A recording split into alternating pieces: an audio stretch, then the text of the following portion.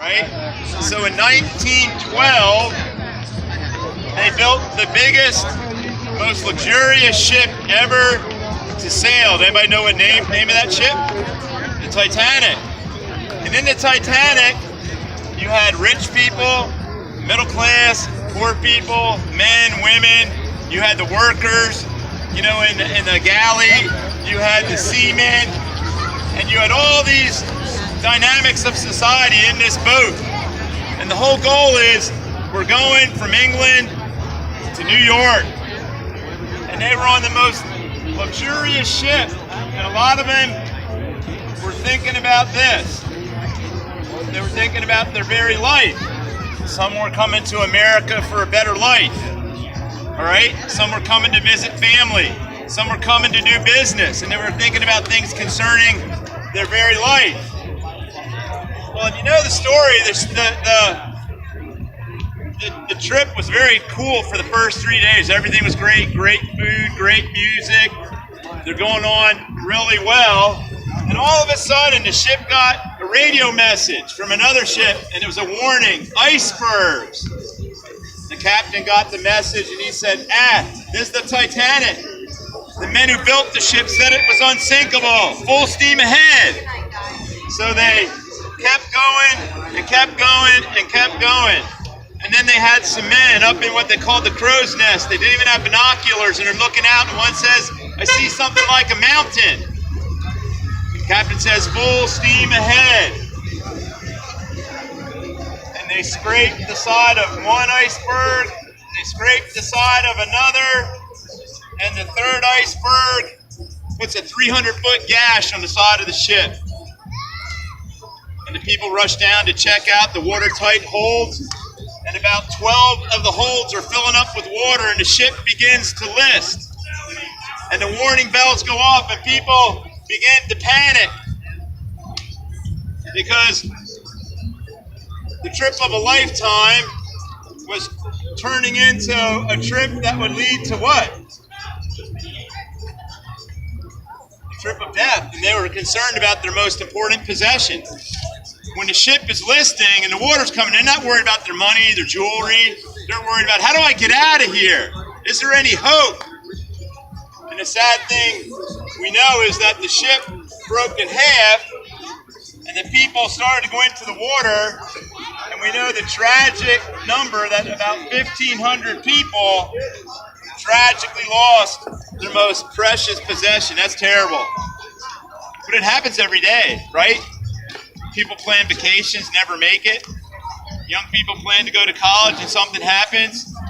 People plan for their retirement and then the wife gets sick and the dreams falter through. Our biggest enemy is someday we're going to lose our very life, our most important possession. We don't know how, when, why, or where. Well, think about this.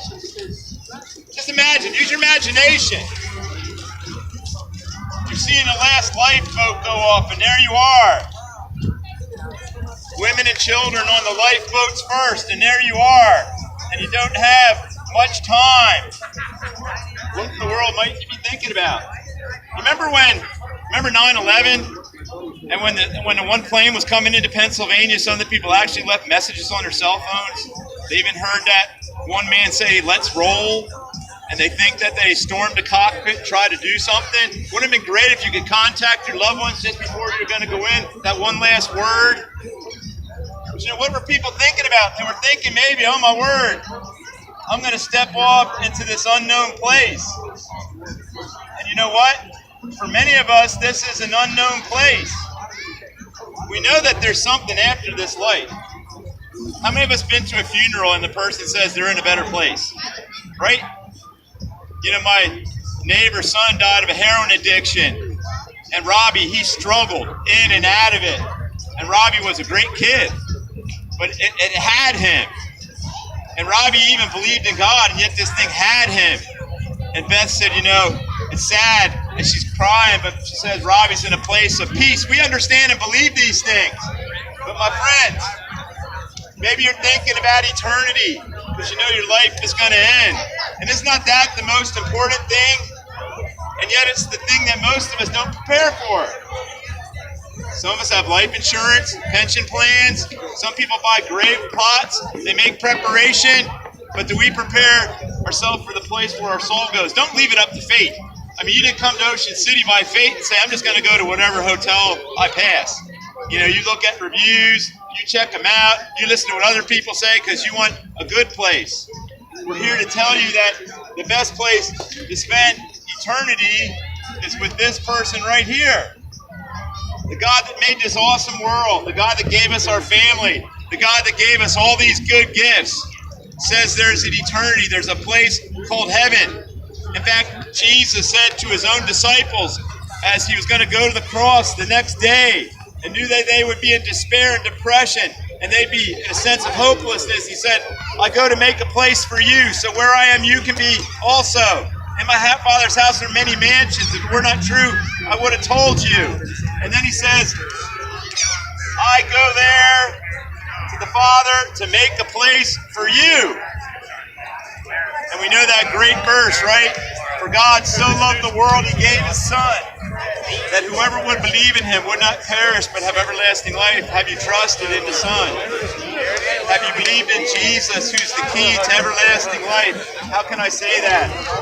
Oh, my friends, Jesus came into this world. And the Bible says Jesus came into the world sent by God to do something. He came to save people from their sin. Isn't it true? We can be our own worst enemies. We can do things that are harmful to ourselves, right? I mean, you know, sometimes it's like we live life like we're going to shoot ourselves in the foot. And then we shoot ourselves in the other foot by the choices we make, right? And that's what sin does. Sin destroys our life. Is it true that we have sinned? The Bible says, for all have sinned. The Bible says this, have you ever lied in your life? Yes. Have you ever stolen something in your life, even if it was something small? Probably yes. Have you ever taken the name of God in vain? Probably yes. Have you ever disrespected your parents? Yes. And we commit sin because we're born in sin. And my friends, if we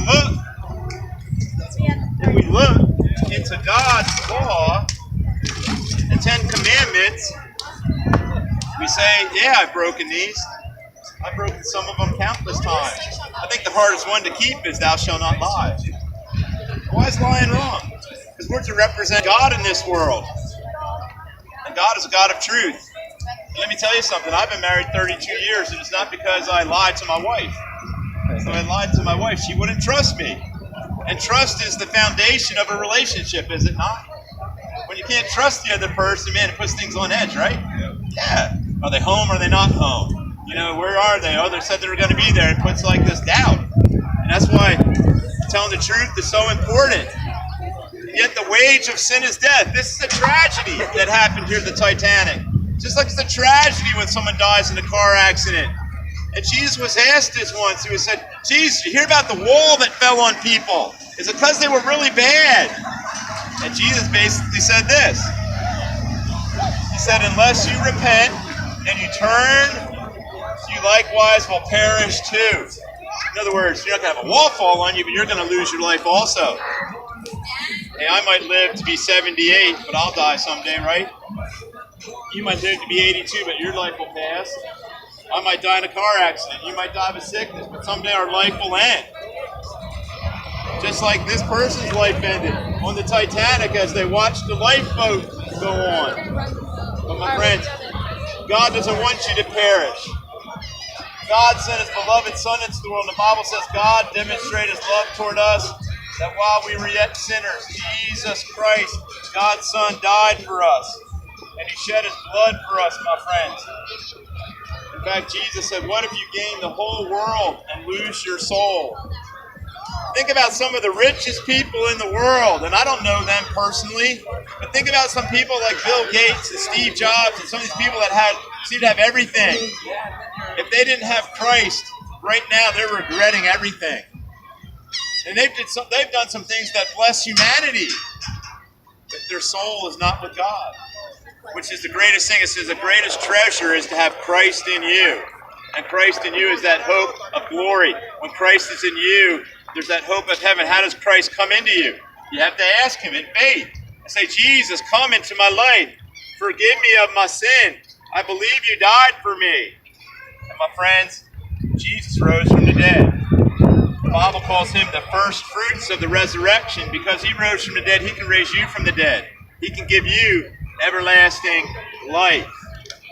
Now, after the Titanic went down, they didn't have CNN, Fox News. So in New York, they had a chalkboard. And on one side, they wrote this word: known to be lost. And on the other side of the chalkboard, they wrote, known to be saved. And they began to write people's names down, those who had been rescued and those who had lost their life. You know, God has a book in heaven. It's called the Book of Life. And in the Book of Life are the names of those who are saved. It's not because they're good, because there's no one good. Hey, look, I raised 5 kids. I never had to teach my kids how to be bad. All right? I never said, son, let's have a lesson on how to back talk to mom. Hey, son, let's have a lesson how to pop your little brother upside the head. No.